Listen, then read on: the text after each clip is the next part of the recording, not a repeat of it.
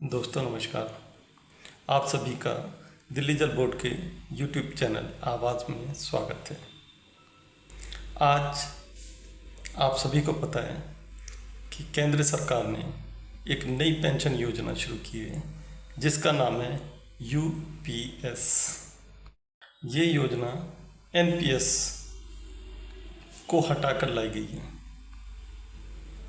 कम से कम सरकार ने ये तो समझ लिया है कि एनपीएस एम्प्लॉय के लिए कितनी ख़राब थी या किस तरह से एनपीएस के नाम पर उसे लूटा और ठगा जा रहा था। खुशी की बात है कि उन्होंने कम से कम इसको वापस किया और एम्प्लॉयज़ की, उनकी फैमिली और उनके बुढ़ापे का फैमिली का ध्यान रखा। अच्छी बात है, लेकिन एनपीएस से तो बेहतर है यूपीएस, इसमें कोई शक नहीं है। लेकिन ओपीएस के बराबर है ये कहना गलत होगा। ओल्ड पेंशन स्कीम जो एम्प्लॉय को मिलती थी, अगर हम उसके कंपेयर करें, उसकी बराबरी करें यूपीएस से, तो हमें समझ में आता है कि यूपीएस जो है फिर भी एक चाल है सरकार की ओपीएस ना देने का। सवाल ये है कि अगर ओपीएस ऑलरेडी है और आप उसी की तरह देना चाहते हैं तो उसे दे दो। अगर यूपीएस इतनी अच्छी स्कीम है तो जो मंत्री, जो एमएलए, जो विधायक, जो सरकारें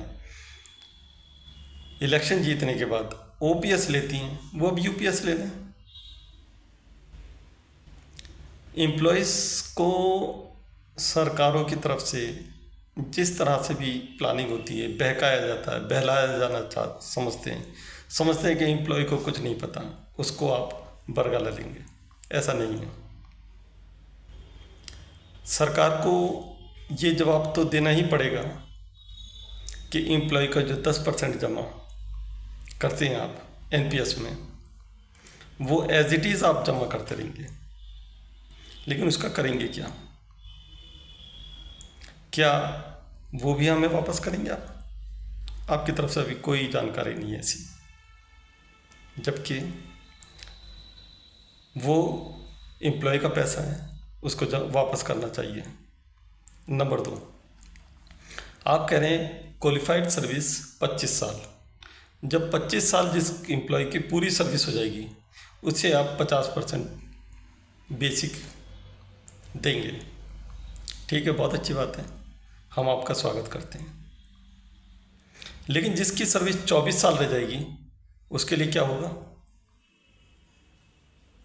बिल्कुल सही, आपने बता ही दिया है कि कम से कम 10 साल जिसकी सर्विस हो जाएगी उसे 10,000 रुपये देंगे और 24 साल वाले को भी 10,000 रुपये देंगे आप।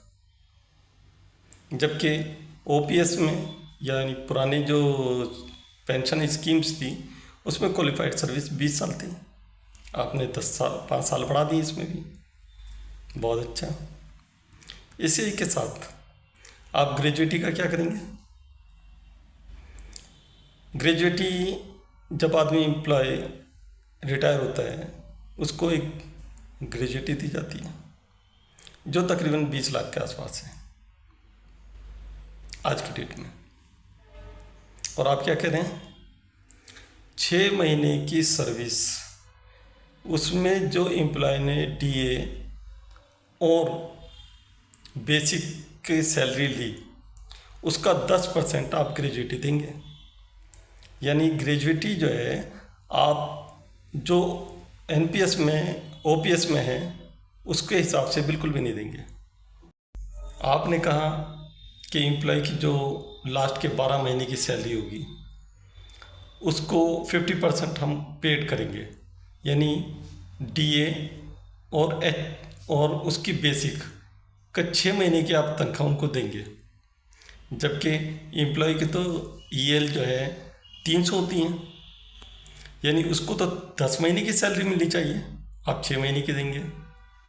आपने ये अच्छी बात रखी है कि आप फैमिली पेंशन देंगे। अगर कोई किसी कर्मचारी की मृत्यु होती है उसको 60% आप पेंशन देंगे, बड़ी खुशी की बात है।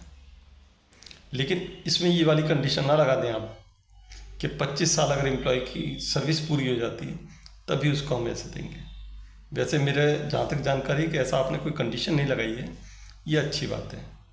आप यूपीएस में कुछ करेक्शन कर सकते हैं और करने चाहिए।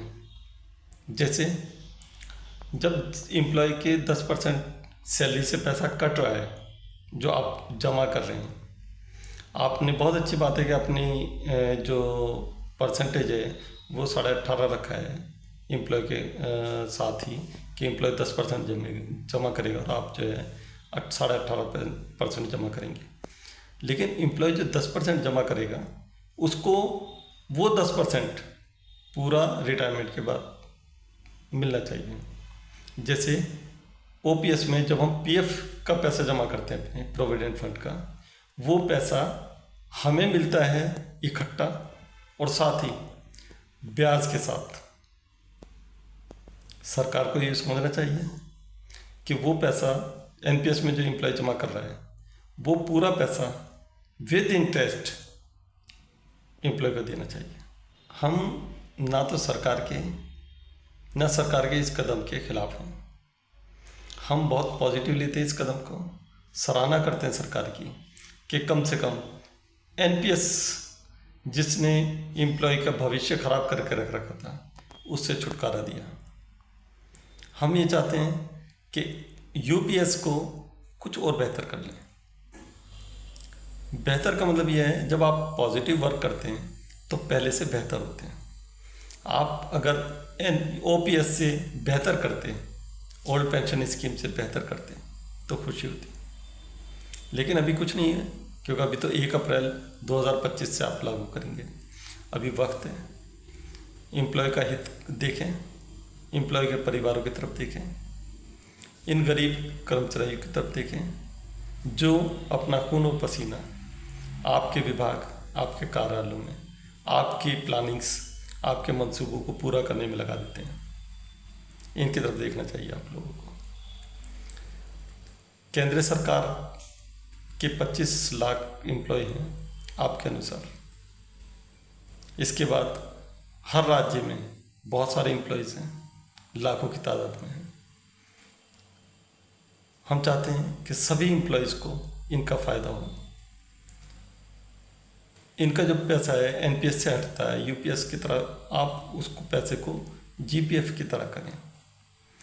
एम्प्लॉय की कंडीशन डालते हैं कि एम्प्लॉय जितना चाहे अपने जीपीएफ में पैसा जमा कर सकता है, और जिस तरह से सरकार हर साल जीपीएफ का रेट ऑफ इंटरेस्ट तय करती है, चाहे वो 7% दे चाहे वो 8% दे, उसी तरह से उसको 7 और 8% ये जो भी आपका मुनासिब होता है सरकार के डिसीजन होते हैं। हम इस डिसीजन से सरकार के कभी खिलाफ नहीं है, ठीक है, सरकार की पॉलिसीज़ हैं, वो समझते हैं कि इतना इंटरेस्ट देने चाहिए, दें बिल्कुल, लेकिन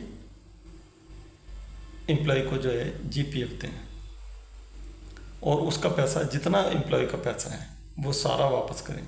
क्योंकि ओपीएस में जो पीएफ का पैसा होता है, जीपीएफ का पैसा होता है, वो पूरा दिया जाता है विद इंटरेस्ट, और पेंशन भी जो आखिरी का होता है, लास्ट बिल्कुल